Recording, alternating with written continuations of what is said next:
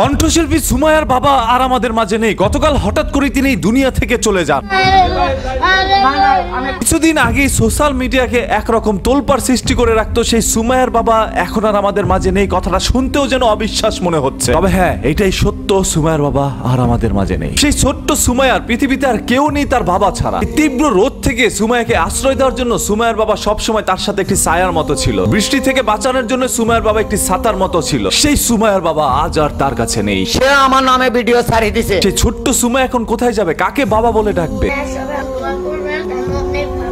প্রথমতই মাথার মধ্যে আসে সুমাইয়ার বাবা যেভাবে নাফিরার দেশে চলে গেছে, এইভাবে আপনার আমাদের সবারই কিন্তু নাফিরার দেশে চলে যেতে হবে। সেখানে যাওয়ার পর আপনি আমি হিসাবটা কিভাবে দিব? দুনিয়ার মধ্যে আমরা কি করেছি? সেই সকাল থেকে শুরু করে রাত অবধি একবার কি আল্লাহ তাআলাকে স্মরণ করেছি নাকি মসজিদের মধ্যে গিয়েছি? আমার মেয়ে কয়দিন পরে শুটিং করব। নাচানাচি, গাওয়াগাই, সেই সকল কাজের মধ্যে সবসময় নিজেকে ডুবিয়ে রেখেছিলাম। যখন আজরাইল আলাইহিস সালাম আপনার সামনে এসে দাঁড়াবে তখন কিন্তু সেই ভয়ঙ্কর চেহারাটি আপনি দেখে সহ্য করতে পারবেন না। দুনিয়া থেকে চলে যাওয়ার সাথে সাথে সেই কবরের মধ্যে আপনার আযাবটা শুরু হতে পারে।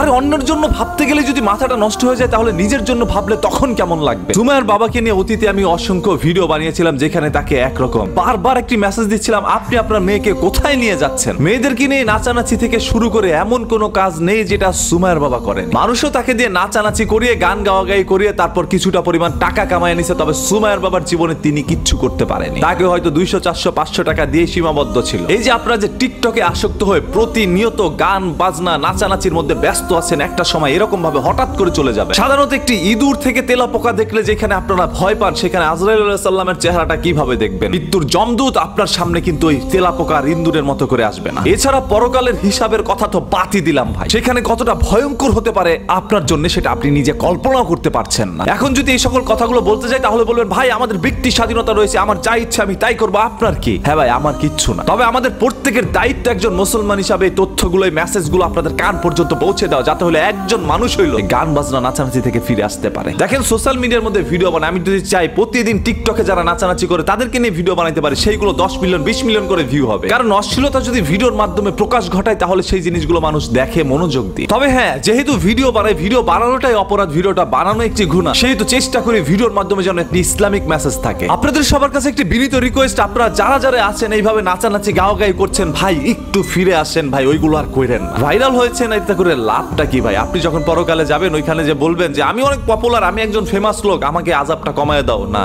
এটা চলবে না। ওইখানে পপুলার এবং ফেমাস হবে তারাই যাদের নেকির পাল্লাটা অনেক ভারী থাকবে। ভাইরাল হতে চান, পরকালের জন্য হয়। আজকে এই কথাগুলো এই জন্যই বললাম যে সুমাইয়ার বাবা আমরা শুনেছি যে এই দুনিয়ার মধ্যে আর নেই, তিনি পরকালে চলে গিয়েছে। এখন তার মতো করে আপনারা আমার সবারই যেহেতু চলে যেতেই হবে, এটা ভাই কনফার্ম 100 আমাদের যেতেই হবে, 1% মিস নাই। যেহেতু ওই কালের জন্য কিছু একটা করেন, এই কালও পাইলেন না পরকালও পাইলেন না, তাহলে জীবনে করলেনটা কি? সব থেকে বেশি দুঃখ লাগে আজকে সুমাইয়ার পাশে কেউ নাই, ও একা হয়ে গিয়েছে। যেখানে এই সমাজের মধ্যে একটি 6 এর বাচ্চাও মানুষের হাত থেকে রেহাই পায় না, সেখানে সুমাইয়ার জন্য অনেকটা বিপজ্জনক হয়ে যাবে এই দুনিয়াটা। তীব্র রোদ থেকে ছায়ার, বৃষ্টি থেকে ছাতার মতো থাকা সে বাবাটি তো আর তার কাছে নাই। থাকতে কেউ বোঝে না, হারিয়ে গেলে খুঁজেও কোনো লাভ নাই। কে কতটুকু জানেন তার বাবার সম্পর্কে, কি হয়েছে না হয়েছে, তার কি সমস্যা, সেগুলো একটু পারলে কমেন্ট করে জানায়।